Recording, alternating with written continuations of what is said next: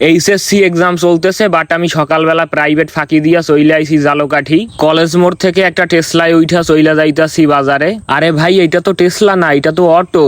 যারা bike ride করে তাদের কাছে এইগুলা সবই হচ্ছে টেসলা। ওই দিক থেকে যাওয়াটা বেটার ছিল, এইখানে বাজারের মধ্যে আইসা ভুল করছি। আমার একটা আউটফিট লাগবে, এই কারণে এইদিকে আসা। আমি জানি আমার যেই আউটফিটটা দরকার ওইটা আমি এই জালকাঠিতে পাইতাম না, তবু খুঁজা দেখতাছি যে আসলে পাওয়া যায় কিনা। অনেকগুলা দোকানে খোঁজাখুঁজি করলাম, বাট পেলাম না। আমার যে আউটফিটটা লাগবে ওইটা আমি দুইটা দোকানে পাইছিলাম, বাট ওইটা হচ্ছে কপি, আমার লাগবে অরিজিনালটা। এবারে বাজার থেকে একটা রিক্সা নিয়ে যাইতাছি কলেজ মোড়। কলেজ মোড় থেকে জামুগা সুন্দরবন কুরিয়ার সার্ভিসের অফিসে। কালকে থেকে এখন পর্যন্ত আমাকে মনে হয় 10 বারেরও বেশি কল দিছে কুরিয়ারের অফিস থেকে। চাইলেই তো আসা যায় না, এইচএসসি এক্সাম চলতেছে। আজকে এক্সাম ছিল না, তাই আজকে চলে আইছি। বাংলাদেশের সবচেয়ে বড় পাইকারি কাপড় মার্কেটের মধ্যে অন্যতম হচ্ছে নরসিংদীর বাবুরহাট। আমার এই পার্সেলটা নরসিংদী থেকে পাঠানো হয়েছে, আর এটার মধ্যে অলমোস্ট প্রায় 20,000 টাকার কাপড় রয়েছে। পার্সেলটা নিয়ে ওই রিক্সায় করে কলেজ মোড়ে যাইতেছি। কলেজ মোড় থেকে লেগুনায় কইরা একবারে বাসায় জামুগা।